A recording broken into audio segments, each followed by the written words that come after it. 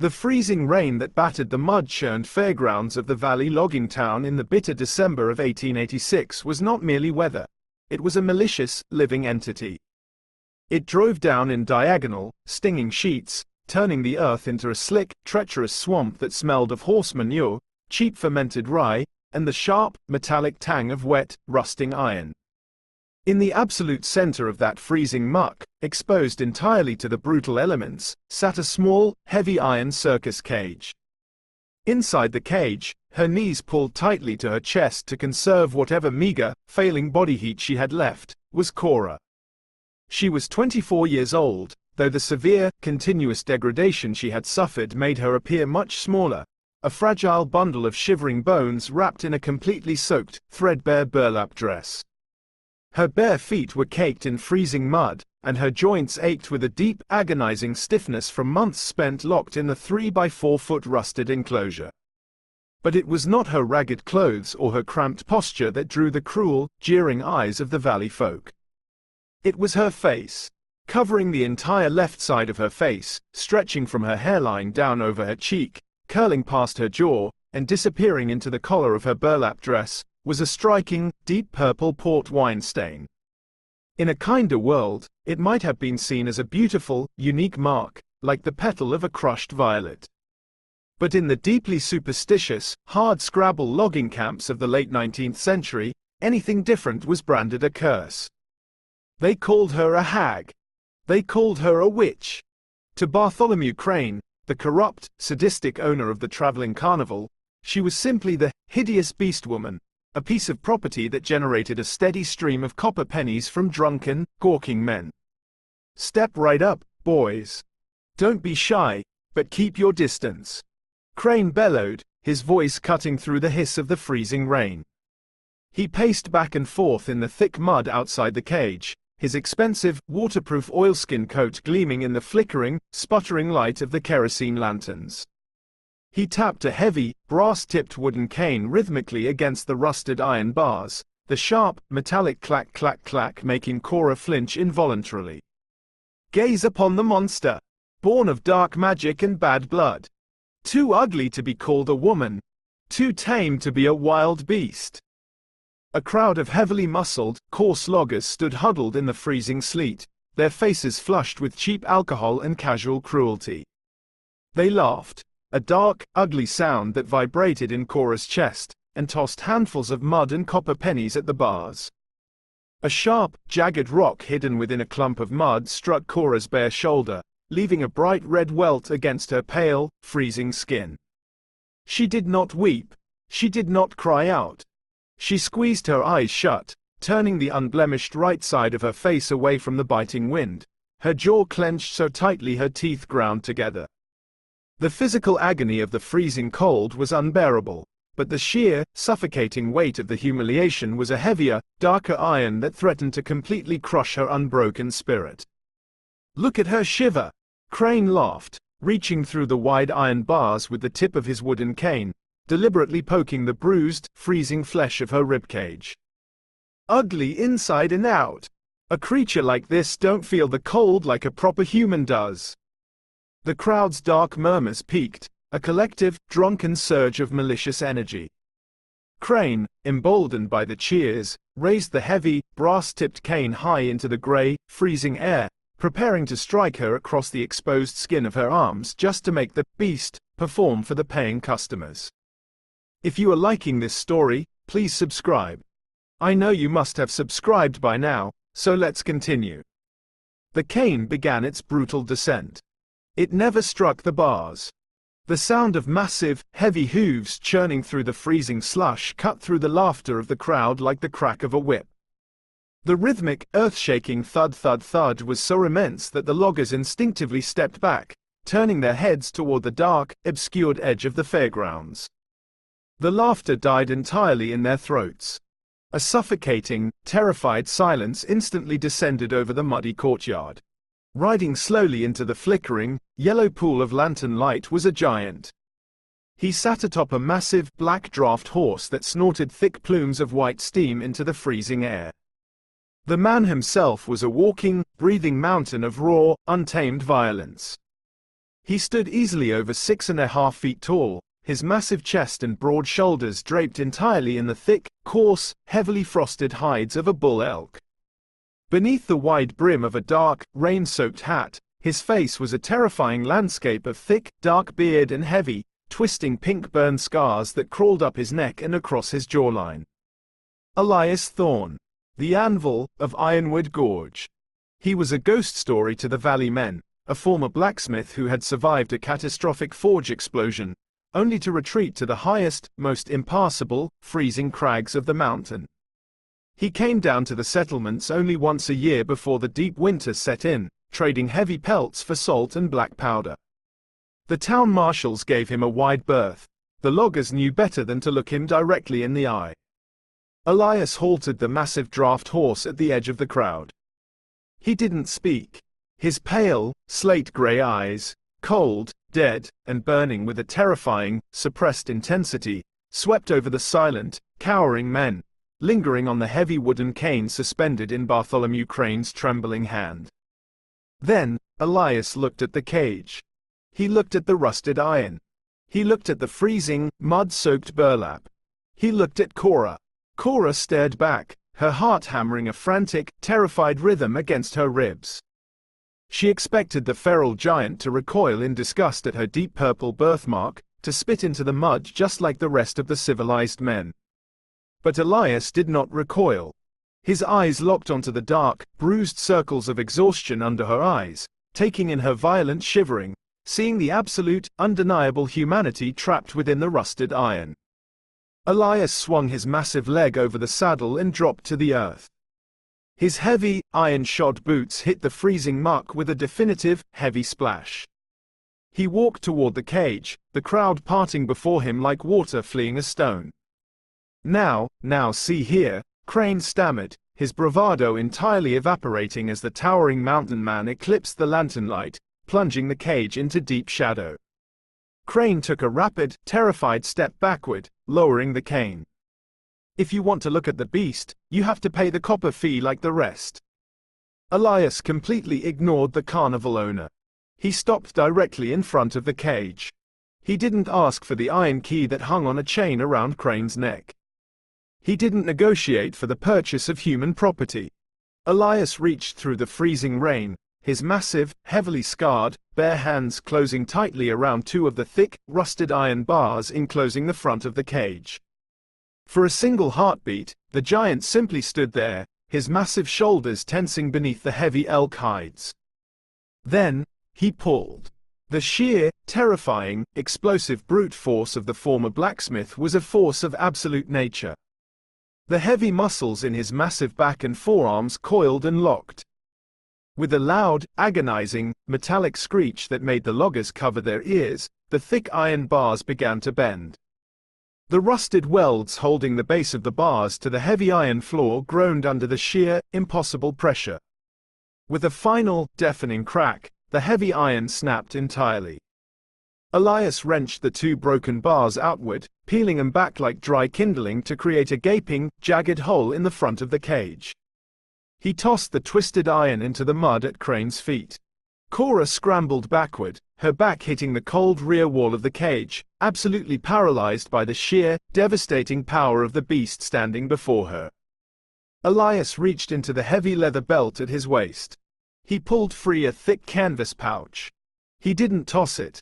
He opened his massive hand and let the contents drop directly into the freezing mud, inches from Crane's terrified, pale face. Half a dozen heavy, solid nuggets of raw, uncut mountain silver hit the muck with a heavy thud. It was a king's ransom, pulled directly from the hidden bedrock of the high crags. The woman, Elias rumbled. His voice was a deep, gravelly vibration that seemed to originate from the granite cliffs themselves, rough, unused, and terrifyingly calm.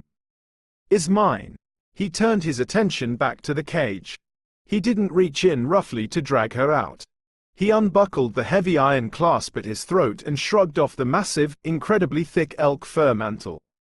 The freezing rain instantly bit at his thick canvas shirt, revealing the terrifying breadth of his chest, but he ignored the cold entirely. Elias leaned into the broken cage, his massive, calloused hands sliding beneath Cora's shivering shoulders and the crook of her knees. He lifted her from the rusted iron with a shocking, breathtaking gentleness, as if her fragile frame weighed no more than a bundle of dry lavender. He immediately wrapped the heavy, intensely warm elk fur completely around her freezing, mud-soaked body, cocooning her entirely. He carried her to his massive draft horse, setting her sideways into the deep leather saddle before swinging up behind her. His broad chest acted as an impenetrable wall of heat against her freezing back. He wrapped one thick arm securely, but incredibly gently, around her waist, taking the leather reins in his other hand. As the massive beast surged forward, carrying the scarred girl away from the muddy, cruel fairgrounds and toward the freezing, unforgiving maw of Ironwood Gorge, Cora clutched the heavy fur tightly around her throat. She was finally out of the cage, but the absolute, paralyzing terror remained. She had simply been purchased by a monster to be taken into the dark. That dark swallowed them whole the moment the massive draft horse stepped past the timberline of the jagged, impassable crags. The freezing rain of the valley floor rapidly hardened into driving, horizontal sleet as they ascended, becoming a blinding white curtain that erased the muddy, cruel fairgrounds and the rusted iron cage they had left behind. Cora sat rigidly in the heavy leather saddle, her small, fragile frame entirely enveloped in the massive, crushing weight of the bull elk hide. The altitude made the air punishingly thin, carrying the sharp, metallic scent of ozone, crushed ice, and the deep, rich smell of the pine resin clinging to the giant's clothes. The cold here was malicious, seeking out the edges of the heavy pelt to bite at her exposed, mud-caked ankles. But the most agonizing, blinding pain came from her own bones. For 2 years, Bartholomew Crane had kept her confined to a rusted iron box no larger than a dog kennel. Her joints were stiff, her muscles severely atrophied. Every single lurch of the massive draft horse, every heavy hoofbeat striking the frozen, treacherous switchbacks, sent a sickening, white-hot spike of sheer agony radiating through her hips and knees. It felt as though her marrow was made of splintered glass, grinding together with every shallow breath she took. She squeezed her eyes shut, tears of pure, silent torment tracking down her frozen cheeks, soaking into the thick fur collar. She survived the brutal, hours-long ascent only because of the mountain of a man seated behind her. Elias Thorne was a furnace of dense muscle and heavy canvas. His broad chest acted as an impenetrable windbreak, and the thick, unyielding arm he kept wrapped securely around her waist was a rigid tether, keeping her from slipping off the massive beast and down into the black, invisible ravines that yawned just inches from the horse's hooves. He did not speak. He did not urge the horse faster. He simply endured the punishing elements, a natural, breathing extension of the jagged, storm-shrouded gorge. Just as the last vestiges of feeling entirely left Cora's bare toes, the massive black horse crested a steep, treacherous ridge of solid granite and let out a heavy, vibrating snort of exhausted steam. "Hold!" Elias rumbled, the deep bass of his voice vibrating directly against her spine. Cora forced her eyes open, her eyelashes heavy with crystallized frost. Emerging from the blinding squall was a fortress unlike anything she had ever seen. The cabin was not merely built upon the mountain, it was forged directly into the gaping, concave maw of a massive granite cavern. The front facade was constructed of heavy, unpeeled black pine logs, chinked tightly with hardened clay, but the roof and rear walls were solid, immovable stone. There were no welcoming plumes of smoke from the Fieldston chimney, no warm light spilling from the narrow, heavy-shuttered windows. It was a dark, brooding monument to absolute, unyielding isolation, smelling heavily of ancient stone and deep coal dust. Elias swung his massive leg over the saddle and dropped to the earth, his iron-shod boots hitting the wet rock with a heavy, definitive thud. He did not ask if she was well. He did not offer a gentle hand. He reached up, his heavily calloused hands completely spanning her small waist, and lifted her from the saddle. The moment her bare, mud-caked feet touched the icy slush of the yard, her atrophied legs gave out entirely. Cora gasped, a sharp intake of freezing air, her knees buckling as she began to collapse. Elias caught her instantly. His grip was shockingly steady, holding her upright by her upper arms until she could balance her wavering, trembling weight. He looked down at her, his face a shadowed landscape of dark beard, melting frost, and thick, twisting burn scars. But as his pale, slate-gray eyes drifted downward, they stopped abruptly before they reached the left side of her face. He deliberately, noticeably averted his gaze, turning his head sharply to focus intensely on the heavy timber of the cabin door instead. To Cora, the meaning was a devastating, crushing blow. He can snap thick iron with his bare hands, she thought, the familiar, suffocating shame spiraling in her gut like a swallowed stone. But he cannot stomach the sight of my face. The purple stain repulses him just like the loggers. I am a hideous beast even to a feral monster. Inside, Elias commanded, his voice a flat, gravelly scrape that offered absolutely no warmth. He released her arms as quickly as if the wet burlap of her dress had burned him. He turned his broad back to her, pushing the heavy oak door open. Cora swallowed the thick knot of humiliation in her throat, clutched the heavy elk fur tightly around her neck, and stumbled on numb, agonizing feet into the freezing gloom. The cabin smelled intensely of trapped time, deep wood ash, curing leather, and the heavy, metallic tang of an old forge. As Elias entered behind her, scraping a lucifer match against the doorframe to light a kerosene lantern hanging from a ceiling joist, the yellow light chased the shadows into the corners, revealing the stark reality of his den. It was a single, cavernous room that served as both a home and a blacksmith's sanctuary. A massive stone hearth, built wide and deep to house a roaring forge fire, dominated the back wall. In the absolute center of the swept dirt floor sat a massive, scarred iron anvil, resting upon a thick stump of petrified oak. Heavy iron tongs, hammers, and leather bellows hung from the stone walls.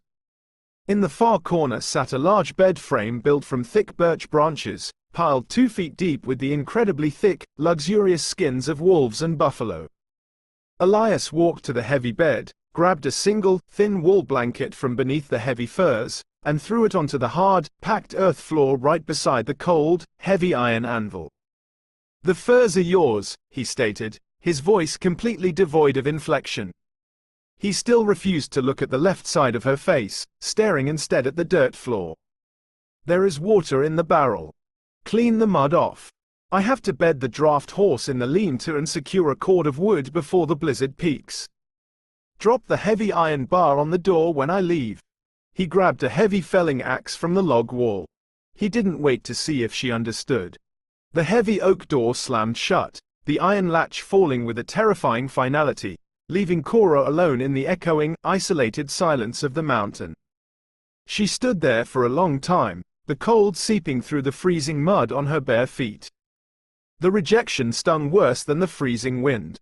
He had paid a king's ransom in raw silver, yet he treated her like a diseased stray he had taken in out of begrudging, pitying obligation. He was giving her the bed, taking the dirt floor for himself, but his refusal to look at her was a wall thicker than the granite cave enclosing them. "I will not be a beast in a cage," Cora thought, a sudden, fierce spark of absolute, iron will igniting in her chest, burning away the lingering chill of the carnival. "Bartholomew Crane told me I was a useless, ugly animal. I will not sit shivering in the dark waiting to be treated like one." She forced herself to move. Every step was an exercise in pure, blinding torture. Her joints popped audibly, the atrophied muscles in her thighs and calves screaming in protest after 2 years of confinement.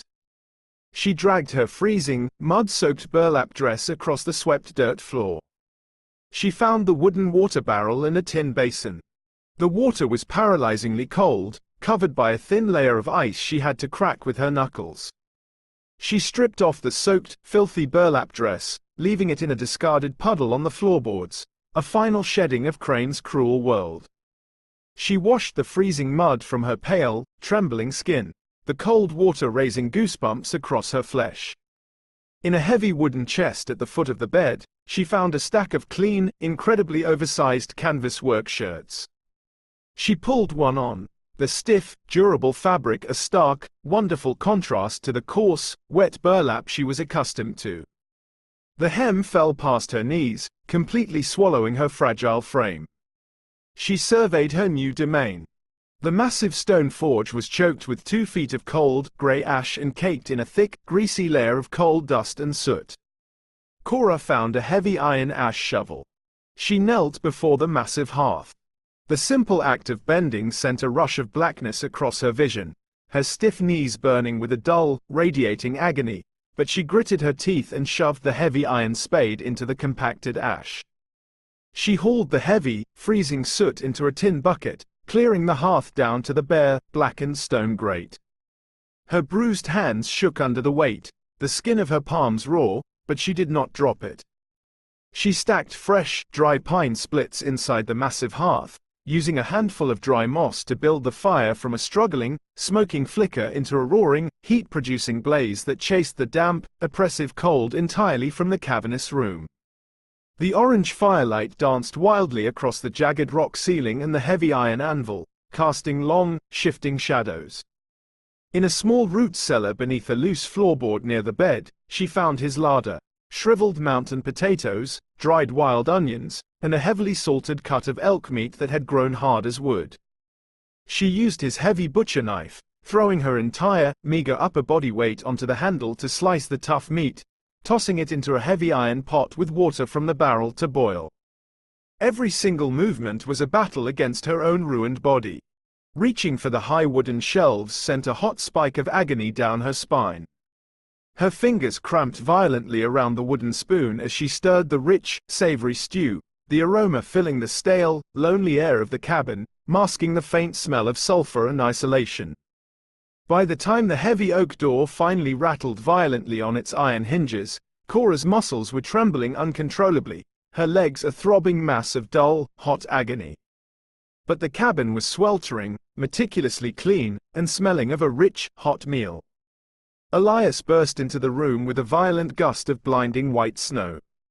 He was a snowman built around a core of solid granite. Ice clung to his dark, wild beard in thick icicles.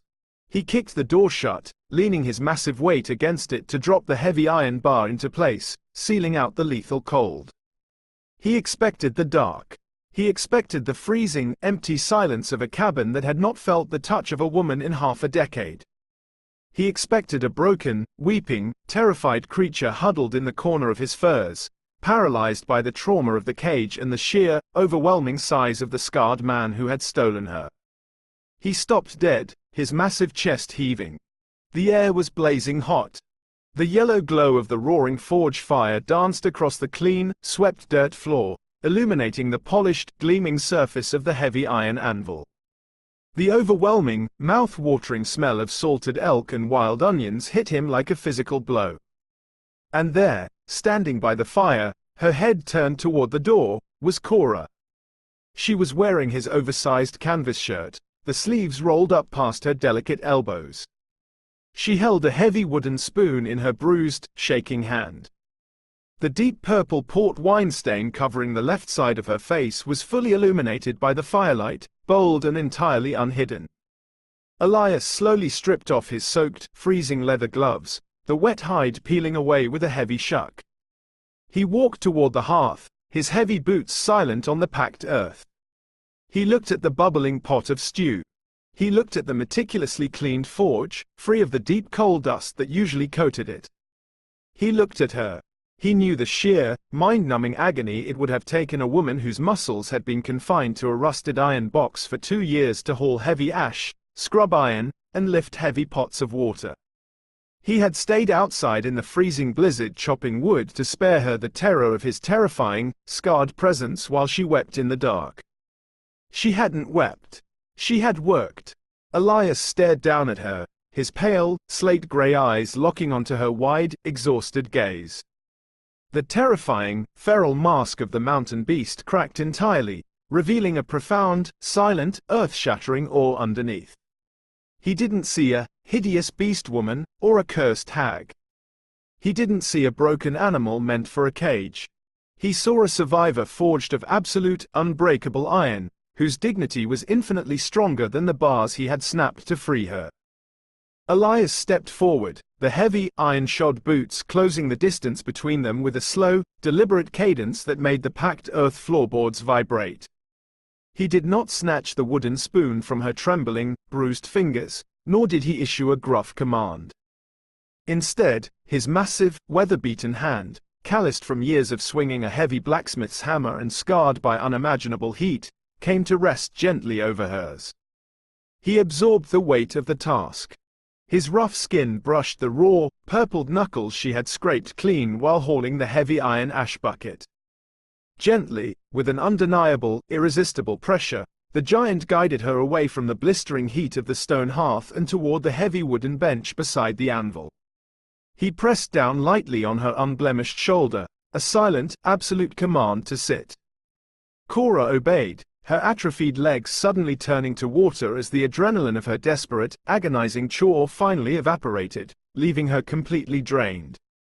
Her knee joints popped audibly as she sank onto the thick timber, her chest heaving beneath the oversized canvas shirt.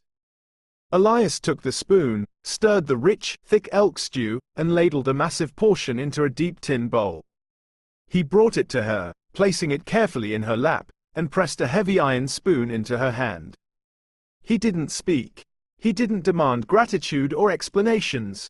He simply fetched his own bowl, sat heavily on the dirt floor beside the cold iron anvil, keeping true to his word that the bed was hers, and ate in the quiet, firelit warmth she had fought through blinding physical agony to create. The silence between them shifted in that cavernous, sweltering cabin. It was no longer the tense, suffocating quiet of a feral beast and his terrified, purchased captive. It was the fragile, deeply respectful stillness of two solitary, deeply wounded creatures recognizing the iron will in each other's eyes. But that fragile warmth was entirely swallowed by the mountain over the next 48 hours. The blizzard that descended upon Ironwood Gorge did not merely blow. It shrieked like a wounded, massive animal, a continuous, deafening roar that battered the thick black pine logs and the solid granite walls of the cave with the concussive force of a runaway locomotive. The temperature plummeted so violently that the moisture from their breath crystallized in the air the moment they stepped away from the roaring forge fire. 10 feet of hard-packed drift snow sealed the heavy oak door completely shut, burying them alive in a twilight world of heavy shadows, dancing firelight, and absolute, claustrophobic isolation. Elias moved through the small space with a deliberate, heavy grace, constantly bringing in wood from the attached lean-to, ensuring the fire never died. But the hours he had spent violently splitting wet hickory in the freezing sleet outside to give her privacy, combined with the brutal, freezing ride up the mountain, had taken a lethal, invisible root deep within his massive chest. By the afternoon of the third day, the fluid, terrifying grace of the anvil began to severely falter. He was sweating profusely. Despite the freezing draft leaking through the heavy log chinking, thick, greasy beads of perspiration clung to his dark, heavily bearded face. His breathing had grown shallow and raspy, carrying a wet, horrifyingly deep rattling wheeze that echoed from the bottom of his massive lungs. The superheated air he had inhaled years ago during the forge explosion had left his lungs permanently scarred and highly susceptible to the deep, biting cold. He reached for a heavy log to throw onto the fire. The moment his thick fingers closed around the rough bark, his knees simply ceased to function. He didn't stumble, he collapsed like a felled oak. He crashed heavily onto the packed earth floorboards, the heavy hickory log clattering uselessly against the stone hearth.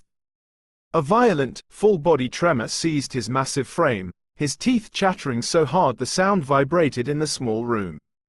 Cora leaped from the bench. Her heart seized with a pure, unadulterated terror. The man who had snapped iron bars with his bare hands was suddenly brought low by a microscopic, freezing enemy. She did not freeze in hysterics. She dropped to her knees beside him on the dirt floor, her hands flying to his face. His skin was radiating a lethal, unnatural heat, burning straight through the thick canvas of his shirt. He groaned, his pale slate eyes rolling back slightly in his head, entirely consumed by a sudden, violent, bone-rattling lung fever. Pneumonia had seized the giant. Cora didn't hesitate. She grabbed the collar of his heavy canvas shirt and yanked, her small, bruised hands working frantically at the buttons. She had to get the damp clothes off him. She had to get him to the fire. The chest revealed beneath the heavy fabric made Cora's breath catch painfully in her throat. The thick, twisting pink burn scars that marked his jawline did not stop at his neck. They cascaded down across his entire massive chest and left shoulder in a violent, horrifying map of melted, grafted tissue. He had practically been burned alive. She wedged her bare feet against the dirt floor, hooked her small arms under his massive armpits, and threw her entire body weight backward. The agony that shot up through her atrophied thighs and stiff knees was blinding. A white-hot spike that made her vision swim with aggressive black spots and her throat taste intensely of copper. Her muscles, weakened by 2 years in a cage, screamed in absolute protest, threatening to tear from the bone. But she bit through her own lower lip, tasting her own blood, and dragged his 250-pound frame, inch by agonizing inch, across the floorboards until he was lying directly on the thick buffalo furs near the roaring forge fire. She fetched a heavy iron kettle, filled it with packed snow from the windowsill, and swung it directly onto the hottest part of the hearth to boil. From his supply sacks in the root cellar, she frantically dug out bundles of dried herbs, recognizing the sharp, bitter scent of willow bark for the fever and dried mint to clear the lungs. When the water reached a rolling, furious boil, she steeped the bark into a dark, pungent tea. She dragged his heavy upper body up, resting his sweat-dampened head against her thigh, and forced his locked jaw open, trickling the bitter liquid down his throat until he swallowed instinctively. But the freezing chill of the fever had already set deep into his blood. He began to shake with a violent, terrifying rigor, freezing to death from the inside out despite the blazing fire. Cora stood up. Her fingers, stiff and trembling, unbuttoned the oversized canvas shirt she wore. It pooled at her feet. She stripped down to her thin, threadbare cotton chemise, the freezing air of the cabin immediately raising goosebumps across her pale skin. She dragged the heaviest grisly pelts from the bed, piling them over his massive frame on the floor. Then, she lifted the edge of the heavy furs and crawled underneath them, pressing her soft, fragile, shivering body directly against Elias's massive, freezing, convulsing form. The shock of his icy skin against hers made her gasp, a full body shudder racking her frame, but she forced herself to wrap her small arms tightly around his broad chest, her hands resting directly over the thick, ruined scar tissue of his burns. She pressed her softly beating heart against his rigid ribcage, tangling her legs with his thick thighs, burying her face into the crook of his burning neck. She pressed her birthmark, the deep purple stain the world called hideous, firmly against his skin, offering him everything she was. For an hour, he shivered violently, his body convulsing against hers. Cora held on tight, a warm, unyielding anchor in the freezing blackness. Slowly, agonizingly, the shivering began to subside. His breathing deepened, the shallow, erratic gasps smoothing into a heavy, rhythmic rumble. Then, the fever fully took his mind. As his massive body fought off the infection, he thrashed weakly beneath the furs, his mind slipping rapidly into the dark, agonizing corridors of his past. "Thomas," Elias mumbled, his voice a broken, raspy scrape that tore at Cora's heart. "Thomas, the bellows. There's a hairline fracture in the iron. Get back." Cora held him tighter, her hand gently stroking his sweat-dampened dark hair. "Hush," she whispered, her voice soothing and quiet. "The fire is safe. You're safe." He didn't hear her. His large, calloused hand came up, grasping blindly in the dark beneath the furs until his thick fingers locked onto the fabric of her chemise. "I pumped the bellows too hard," Elias wept, a single, hot tear tracking down his heavily scarred, melted cheek. It was a sound of absolute, devastating heartbreak that shattered the terrifying image of the anvil entirely. The forge exploded. The shrapnel. "God, Thomas, I burned you. I'm a monster. Look at me. I'm a monster." Cora froze, the breath leaving her lungs in a quiet, devastated rush. The feral isolation, the terrifying reputation, the absolute refusal to look her in the eye, it wasn't disgust for her. It was absolute, crushing self-hatred. He had caused the explosion that killed his younger brother and ruined his own body. He avoided looking at her because he believed he was the hideous beast, utterly unworthy of looking upon anyone, believing his scarred face was a curse that infected everything it touched. "You are not a monster," Cora whispered fiercely, hot tears spilling down her cheeks, falling onto his fever-hot chest. She held the broken giant with a fierce, protective tenderness, wrapping her arms as tightly as her aching body would allow. "You are a savior, Elias. You broke my cage.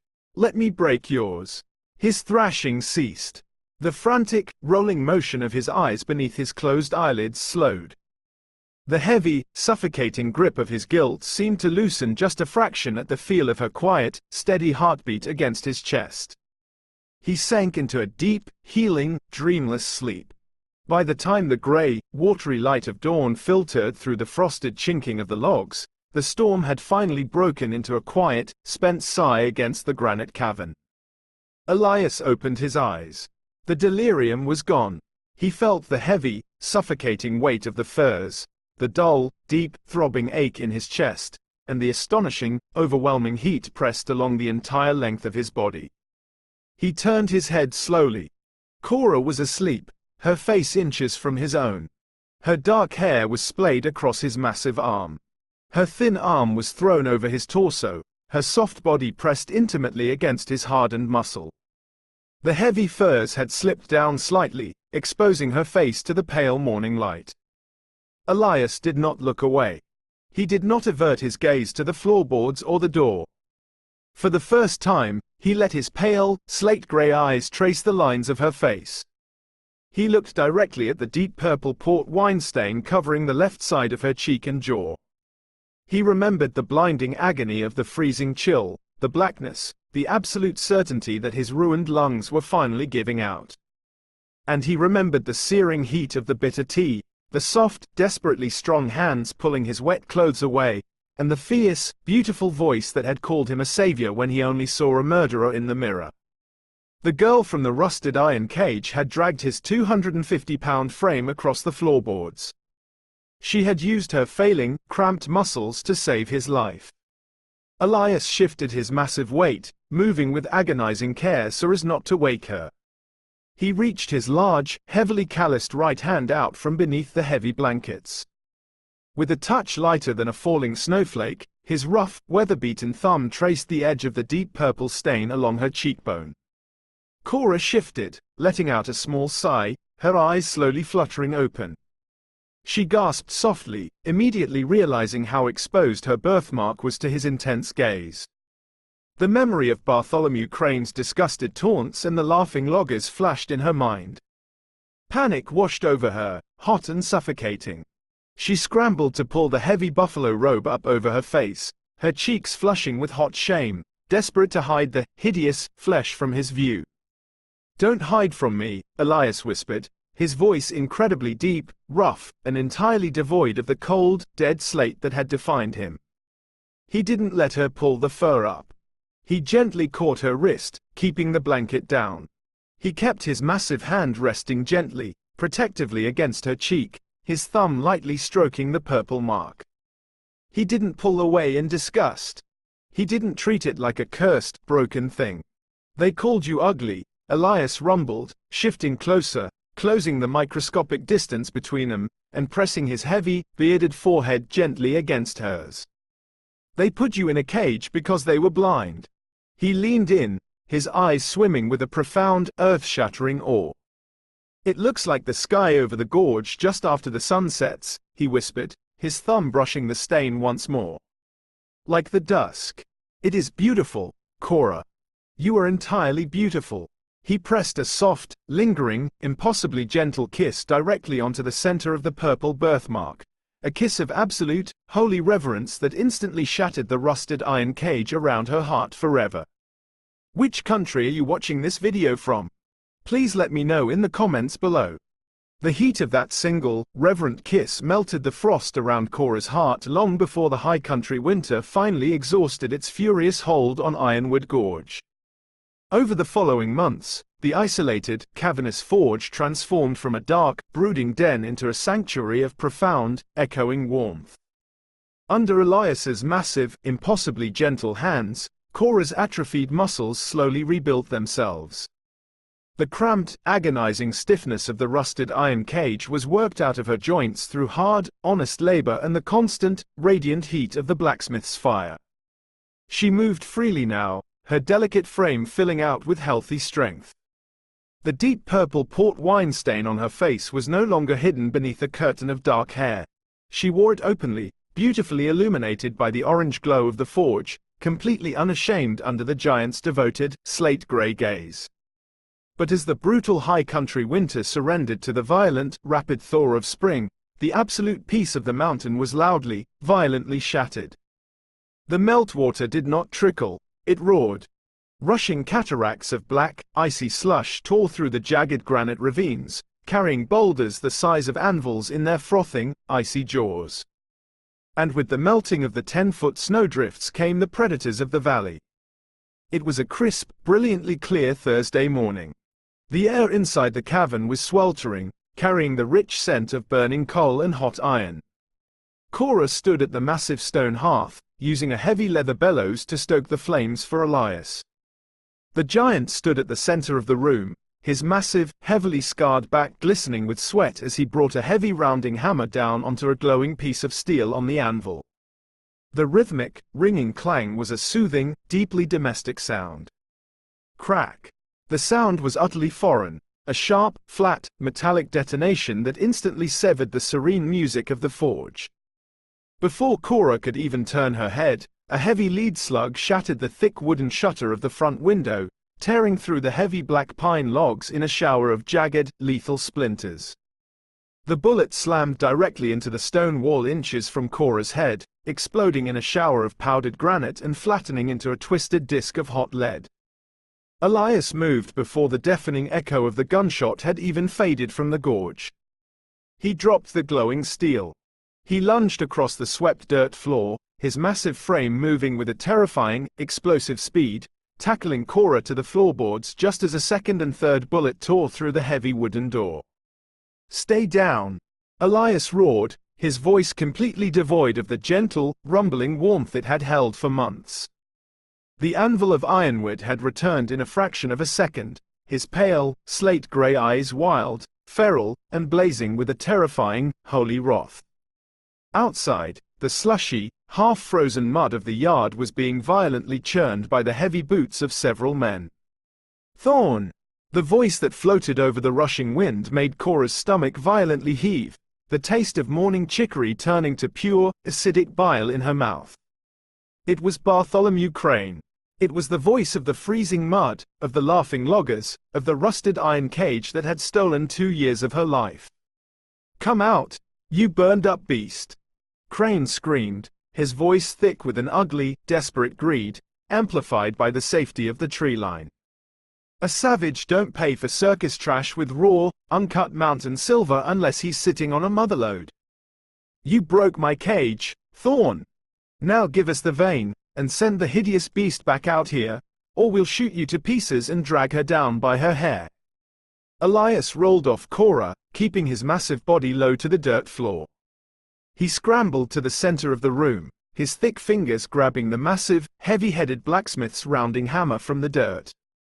"Get behind the anvil," Elias commanded, his jaw clenched so tightly the thick, pink burn scars pulled taut across his neck. He shoved a heavy, loaded Colt revolver into her hands. "Keep the steel between you and the door. If the face coming through ain't mine, you empty the cylinder into his gut.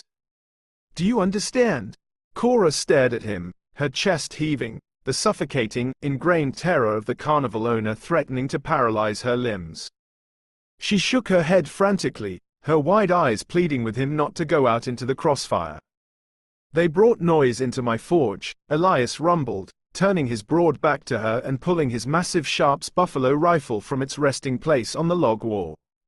"I am going to silence them." He didn't wait for her to move. He kicked the heavy oak front door entirely open with his iron-shod boot and stepped out onto the porch, a towering, nightmarish silhouette against the bright morning glare. "Fire!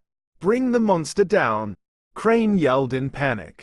A ragged volley of rifle fire erupted from the jagged tree line. Bullets hammered the thick cabin logs, tearing massive splinters from the wood. Elias didn't retreat inside for cover. He raised the heavy Sharps buffalo rifle to his broad shoulder. Boom! The roar of the black powder was utterly deafening. A blinding flash of muzzle fire illuminated the gray shadows of the pines. A hired gun, 30 yards away with his Winchester raised, took the brunt of the massive, heavy-grain lead slug directly in the center of his chest. The kinetic force punched him backward off his feet, launching him through the air as if kicked by a draft horse, landing dead in the freezing, muddy slush. Elias dropped the smoking rifle onto the porch. He didn't take the time to reload. He vaulted over the heavy timber railing, landing in the freezing, ankle-deep slush of the yard with a heavy, wet splash, the massive, 8-pound blacksmith hammer gripped tightly in his hands. He moved through the mud with a terrifying, unnatural speed. He met the first flanker before the man could work the lever of his repeating rifle. Elias swung the heavy iron hammer in a brutal, horizontal arc. The flat iron head crushed the man's ribs with a sickening crunch, sending him crashing into the mud, screaming in absolute agony. The yard became a chaotic, swirling nightmare of acrid sulfur, copper blood, and raw, visceral violence. Elias was a force of nature, a feral demon unleashing months of suppressed, protective rage, systematically breaking the men who had dared to bring violence to his sanctuary. But in his feral, blood-soaked assault, the giant had been drawn down the steep slope, 50 yards away from the cabin walls. Bartholomew Crane had not joined the charge in the mud. He was a coward who fought only caged women and the weak. While Elias decimated his hired guns, Crane slipped around the jagged granite cliff face, moving toward the dark, gaping rear of the cavern where the stone wall met the timber. Inside the forge, Cora crouched behind the massive petrified oak stump that held the heavy iron anvil. She heard the deafening cracks of gunfire outside, the metallic scent of black powder drifting heavily through the open front door. Then, she heard the loud, unmistakable scrape of leather boots against solid rock. Not outside. Inside the cave. Cora froze. She gripped the Colt revolver, her hands shaking violently. A man smelling of stale rye whiskey, expensive oilskin, and unwashed sweat stepped out from the deep shadows at the back of the cavern. Crane dropped heavily onto the dirt floor, his breathing ragged. His right hand gripped a silver-plated revolver. In his left hand, clinking maliciously with every step, was a heavy, rusted set of iron shackles. His small, cruel eyes darted wildly around the dim space, completely ignoring the roaring forge, searching for his property. He turned toward the anvil. And he stopped dead. Standing beside the massive stone hearth, her weight braced perfectly on her bare feet, was Cora. She wasn't the shivering, weeping, fragile creature curled into a tight ball of misery. She was healthy, fully nourished, and standing with a fierce, immovable posture in the exact center of her home. The firelight bathed her skin in gold, making the deep purple birthmark on her face look fierce and absolute. Well, Crane breathed, profound shock warring with his malicious greed. An ugly, vicious sneer twisted his thin lips. Look at the hideous beast. Playing house for the burned savage. Put the gun down, Cora. You don't have the stomach for it. Put it down and get the chains on, and maybe I won't lock you in a box where you can't stand up for the trip back. He took a step toward her, raising the silver-plated revolver, a leering, malicious intent in his eyes, the iron shackles clinking loudly in his grip. Cora didn't cower. She didn't weep. She looked at the man who had treated her like an animal, who had mocked her face and starved her body for the amusement of drunkards. The suffocating, ingrained terror of her captivity vanished entirely, replaced by a blinding, white-hot inferno of absolute, maternal rage for the sanctuary that had saved her. She was not a beast. She was the anvil's wife. Cora didn't raise the heavy Colt revolver.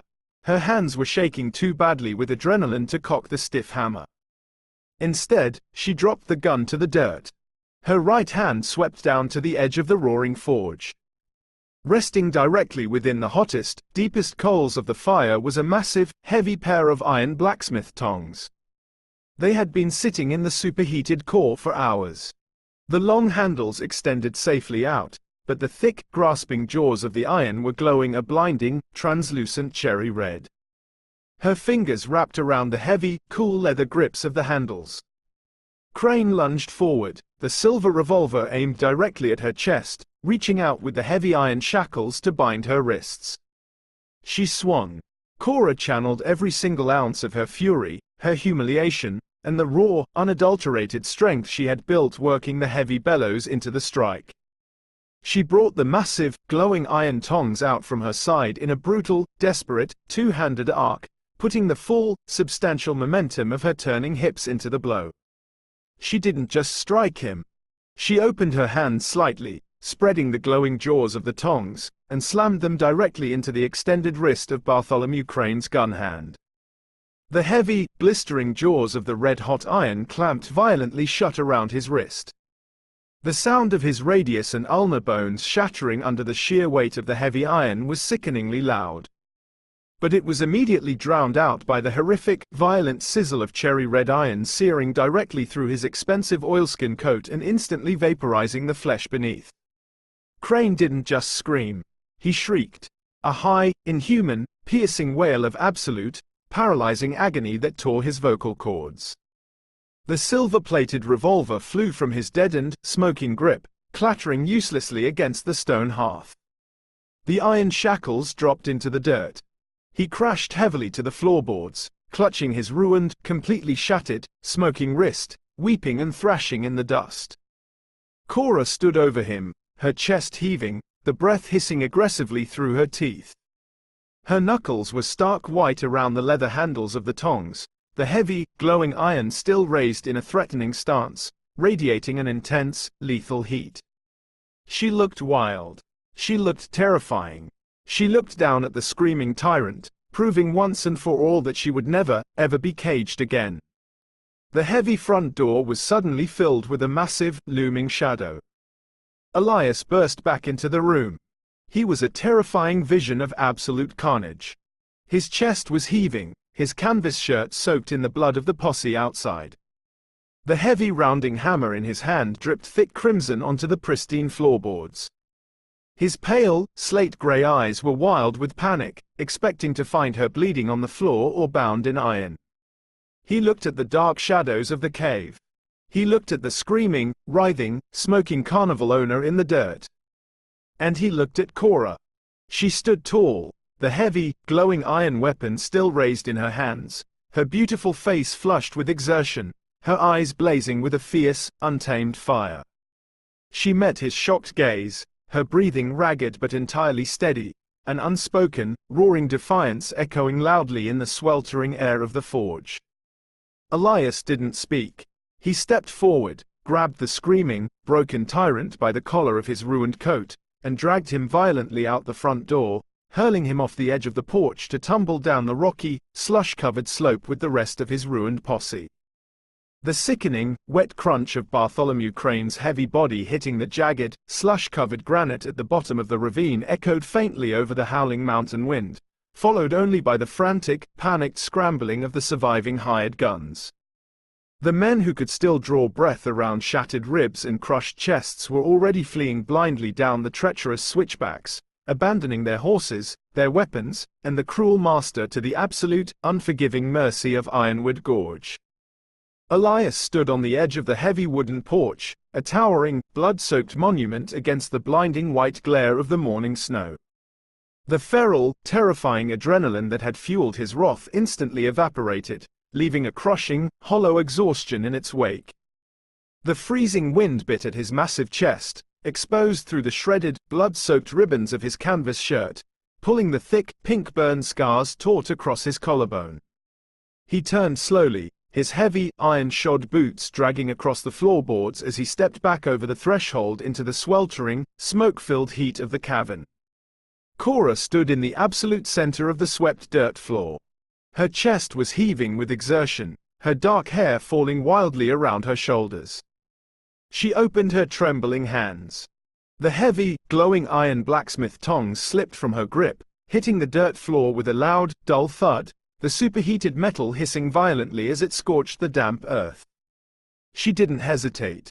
She didn't shrink away from the gore coating his massive hands, or the wild, untamed violence that still radiated in heavy, suffocating waves from his towering frame. She hurried to him, her bare feet silent on the floorboards, her soft, warm hands reaching out to press directly against his heaving, blood-stained chest. Elias let the heavy rounding hammer drop from his grip. It hit the dirt beside the tongs. He allowed her to guide him to the heavy wooden bench beside the anvil, sinking onto the thick timber with a heavy, exhausted groan that rattled deep in his scarred lungs. Cora fetched the tin washbasin, filling it from the heavy wooden barrel. She grabbed a clean, soft linen rag and a cake of harsh lye soap. She returned to his side, her hands moving with a practiced, desperate urgency.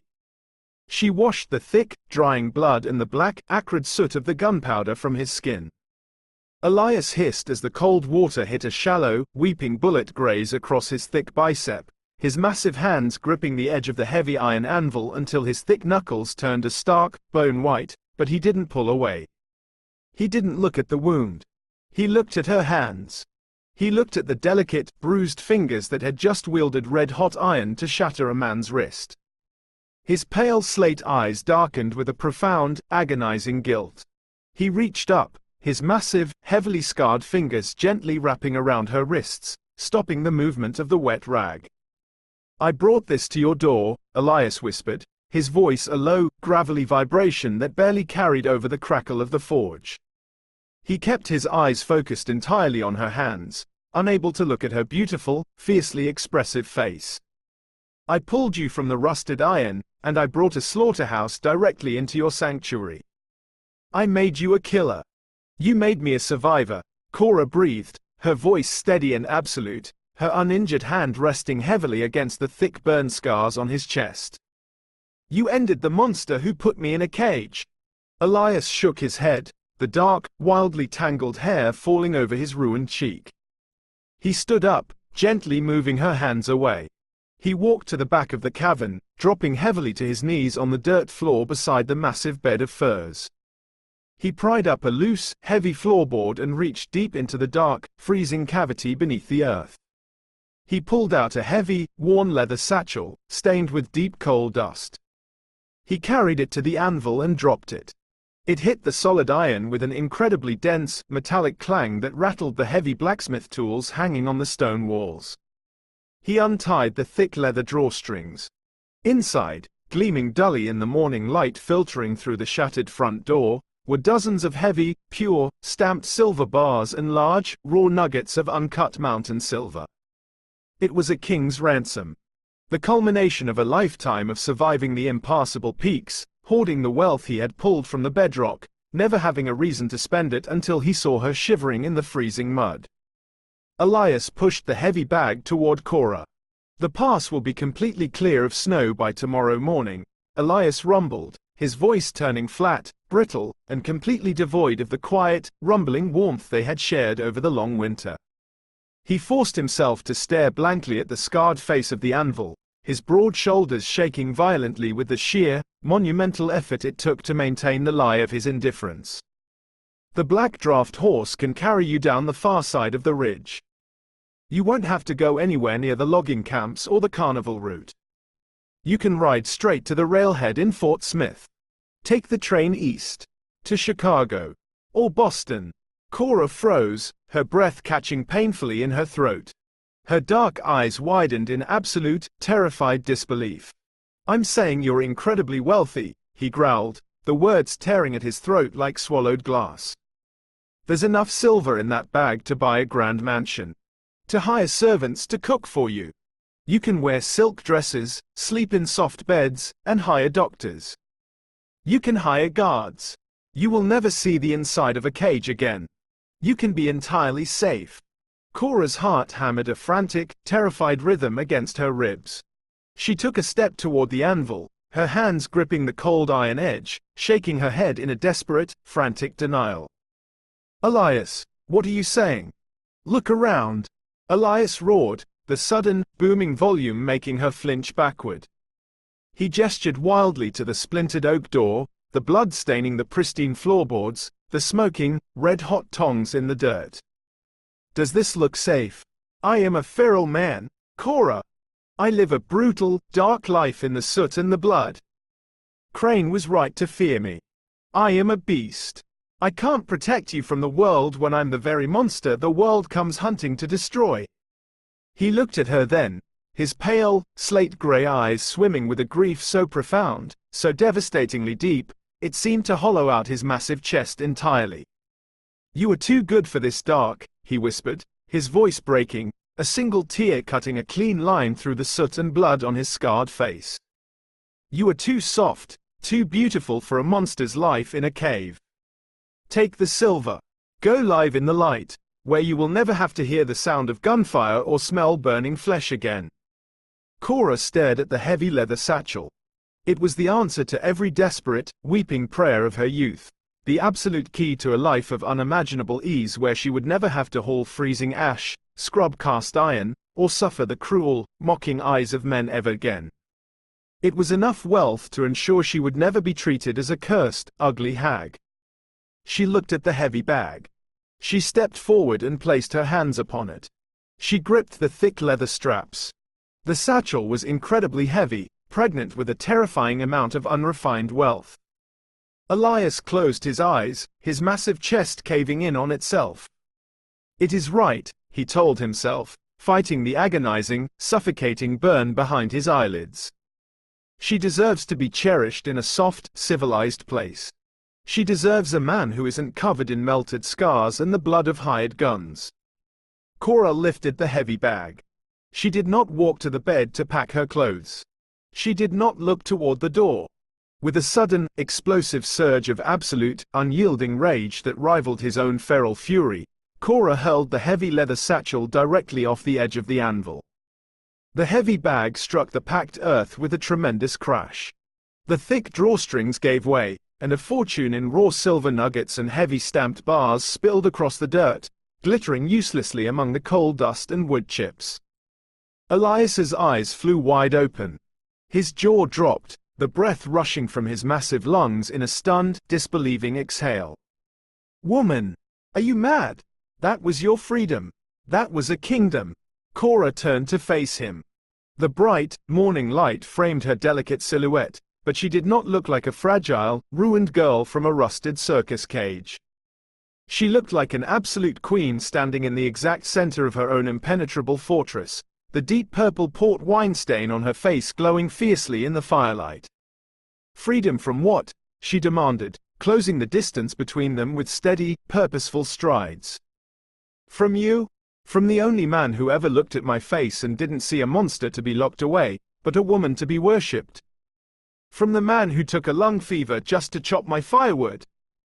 She walked right up to him, invading his space, forcing the towering giant to look down into her fierce, tear-filled eyes.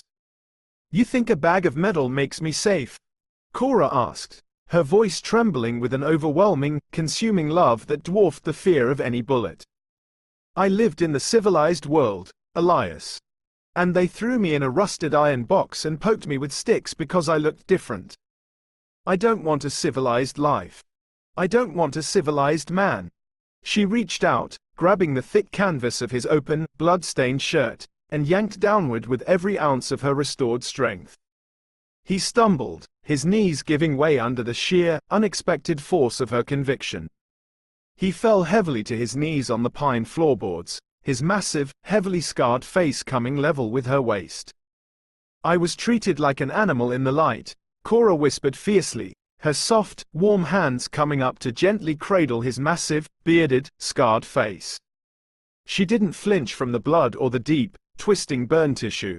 She pressed her palms directly against his cheeks, pulling his head forward until his forehead rested against her stomach.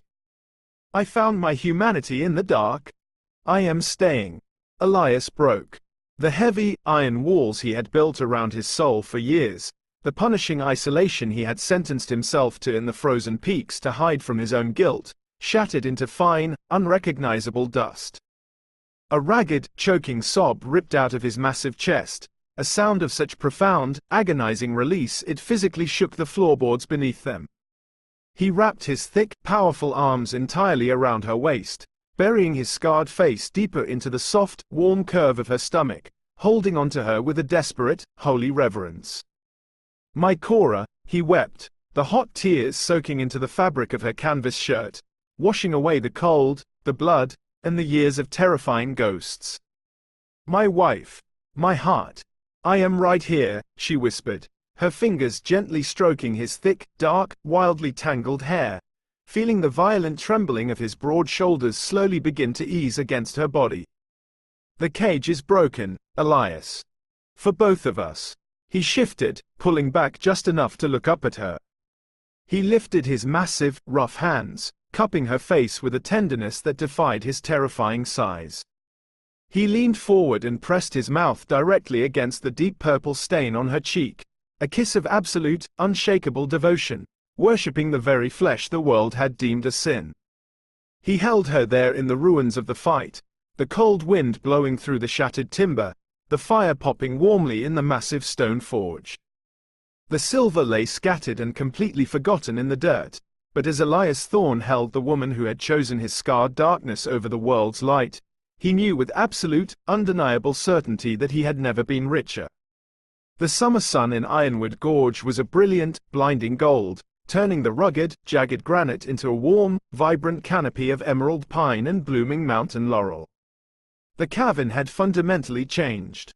It was no longer a dark, brooding den built for a solitary beast to hide his shame. The heavy black pine logs had been pushed outward, expanding the front of the cabin onto a wide, wraparound porch of smooth-sanded cedar that caught the warm southern drafts. The shuttered front door had been replaced with one bearing beautiful, hand-forged iron hinges crafted in the shape of climbing ivy. The heavy scent of coal dust and isolation was entirely gone, replaced by the constant, sweet aroma of baking bread, blooming wildflowers, and the clean, sharp smell of hot iron. Inside the cavern, the massive stone forge was roaring, but it wasn't shaping weapons or heavy tools. Elias stood at the anvil, wearing a clean canvas shirt, the sleeves rolled up to expose his thick, heavily muscled forearms. He was using a small, delicate hammer, meticulously shaping a tiny, beautiful silver bell from one of the melted nuggets he had once tried to give away. The cold, dead slate of his eyes had been permanently replaced by a warm, watchful, incredibly deep peace. The thick, twisting burn scars on his face and neck were still there, but they no longer looked like a map of pure hatred. They were simply the weathered, enduring lines of a man who had survived his own fire. The heavy oak door creaked open. Cora stepped out onto the porch. She wore a dress of soft, light blue cotton, the collar open and loose. The fragile, weeping girl of the rusted iron cage was a distant memory. She was radiantly, beautifully healthy, her dark hair pinned loosely up, catching the golden sunlight. The deep purple port wine stain covering the left side of her face was completely unhidden, glowing brightly in the sun, a beautiful testament to her survival. Resting effortlessly against her chest, supported by a soft cotton sling, was a plump, giggling infant girl with a mop of thick, dark hair and bright, slate-gray eyes. Elias stopped hammering. He set the tools down, the silver bell cooling on the anvil, and walked out onto the sunlit porch. He moved instantly to her side, wrapping a massive arm securely around her waist, pulling her flush against his side. His large hand came up to gently cup the back of the baby's head, his thumb lightly stroking the soft, unblemished cheek. "She likes the sound of the hammer," Cora smiled, leaning her head against Elias's broad shoulder with a contented sigh as the baby reached out with a surprisingly strong grip to tug at his father's thick beard. Elias chuckled, a deep, rich sound that vibrated in the warm air, echoing perfectly off the pines. "She's an ironwood. She knows the sound of a strong foundation." Elias turned his head, pressing a soft, lingering kiss directly onto the purple stain on Cora's cheek, tasting the wild mountain air. He didn't just kiss her. He held her entirely, leaning back into her embrace, surrounded by the family he had thought he would never have. They stood together on the porch, looking out over the jagged, beautiful wilderness that had once been a prison of grief for both of them. Far below, where the valley opened up, the mud and cruelty of Bartholomew Crane's carnival had long since washed away, utterly forgotten. Up on the ridge, bathed in the light of the afternoon sun, the giant and his queen held everything that mattered, completely safe, wildly loved, and entirely, perfectly free.